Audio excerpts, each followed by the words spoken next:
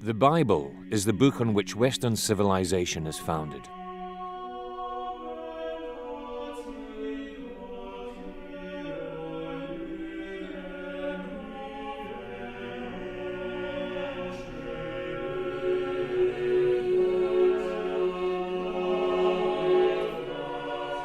This series will bring the Bible in a new way to millions of believers, but also to millions who have yet to enjoy it and learn from it.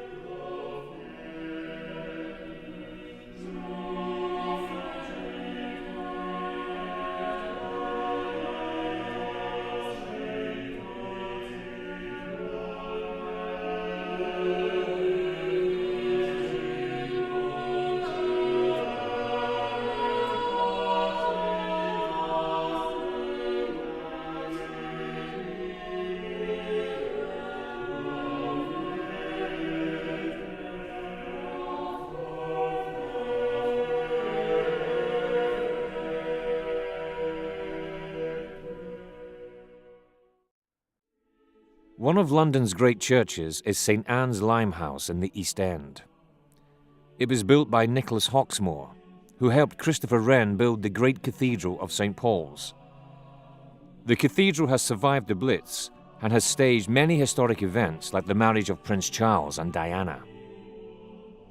Hawksmoor's magnificent St Anne's recently staged a historic event, a reading of the whole Bible from Genesis to Revelation.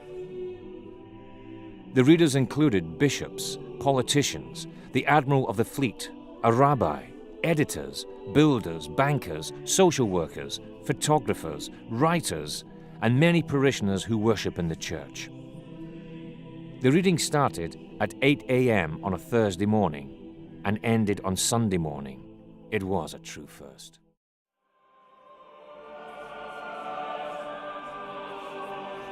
In the beginning, God created the heavens and the earth. The earth was without form and void, and darkness was over the face of the deep, and the Spirit of God was hovering over the face of the waters. And God said, "Let there be light." And there was light. And God saw that the light was good. And God separated the light from the darkness. God called the light day, and the darkness he called night. And there was evening, and there was morning the first day. And God said, "Let there be an expanse in the midst of the waters, and let it separate the waters from the waters." And God made the expanse and separated the waters that were under the expanse from the waters that were above the expanse. And it was so. And God called the expanse heaven, and there was evening, and there was morning the second day.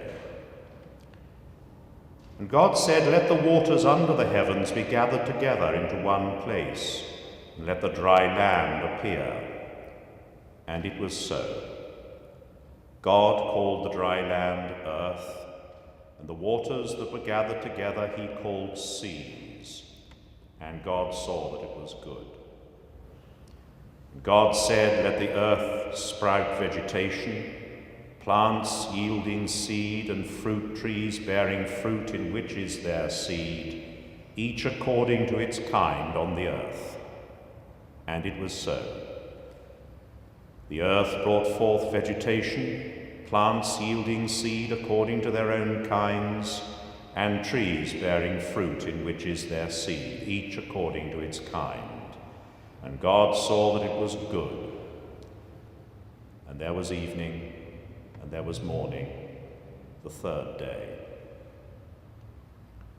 And God said, "Let there be lights in the expanse of the heavens to separate the day from the night, and let them be for signs and for seasons and for days and for years.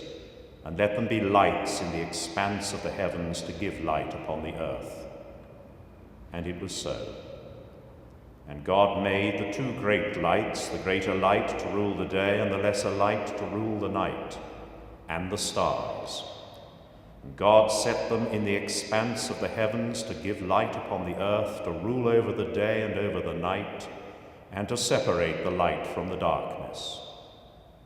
And God saw that it was good.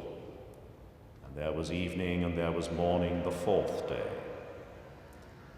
And God said, "Let the waters swarm with swarms of living creatures, and let birds fly above the earth across the expanse of the heavens." So God created the great sea creatures and every living creature that moves, with which the waters swarm, according to their kinds, and every winged bird according to its kind. And God saw that it was good. And God blessed them, saying, "Be fruitful and multiply, and fill the waters in the seas, and let birds multiply upon the earth." And there was evening, and there was morning the fifth day. And God said, "Let the earth bring forth living creatures according to their kinds, livestock and creeping things, and beasts of the earth according to their kinds." And it was so. And God made the beasts of the earth according to their kinds, and the livestock according to their kinds, and everything that creeps upon the earth according to its kind. And God saw that it was good. Then God said, "Let us make man in our image, after our likeness, and let them have dominion over the fish of the sea, and over the birds of the heavens, and over the livestock, and over all the earth, and over every creeping thing that creeps upon the earth." So God created man in his own image. In the image of God he created him. Male and female he created them. And God blessed them, and God said to them, "Be fruitful and multiply, and fill the earth and subdue it, and have dominion over the fish of the sea, and over the birds of the heavens, and over every living thing that moves upon the earth." And God said, "Behold, I have given you every plant yielding seed that is on the face of all the earth, and every tree with seed in its fruit. You shall have them for food. And to every beast of the earth, and to every bird of the heavens, and to everything that creeps upon the earth, everything that has the breath of life, I have given every green plant for food." And it was so. And God saw everything that he had made, and behold, it was very good. And there was evening, and there was morning, the sixth day. Now the serpent was more crafty than any other beast of the field that the Lord God had made. And he said to the woman, "Did God actually say, 'You shall not eat of any tree in the garden'?" And the woman said to the serpent, "We may eat of the fruit of the trees in the garden, but God said, 'You shall not eat of the fruit of the tree that is in the midst of the garden, neither shall you touch it, lest you die.' But the serpent said to the woman, 'You will not surely die. For God knows that when you eat of it, your eyes will be opened, and you will be like God, knowing good and evil.' So when the woman saw that the tree was good for food, and that it was a delight to the eyes, and that the tree was to be desired to make one wise, she took of its fruit and ate. And she also gave some to her husband, who was with her, and he ate. Then the eyes of both were opened, and they knew that they were naked. And they sewed fig leaves together and made themselves loincloths. And they heard the sound of the Lord God walking in the garden in the cool of the day, and the man and his wife hid themselves from the presence of the Lord God among the trees of the garden. But the Lord God called to the man and said to him, "Adam, where are you?" And he said, "I heard the sound of you in the garden, and I was afraid because I was naked and I hid myself." And he said, "Who told you that you were naked? Have you eaten of the tree of which I commanded you not to eat?" The man said, "The woman whom you gave to be with me, she gave me the fruit of the tree, and I ate."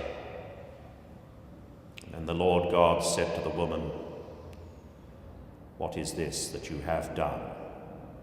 The woman said, "The serpent deceived me, and I ate."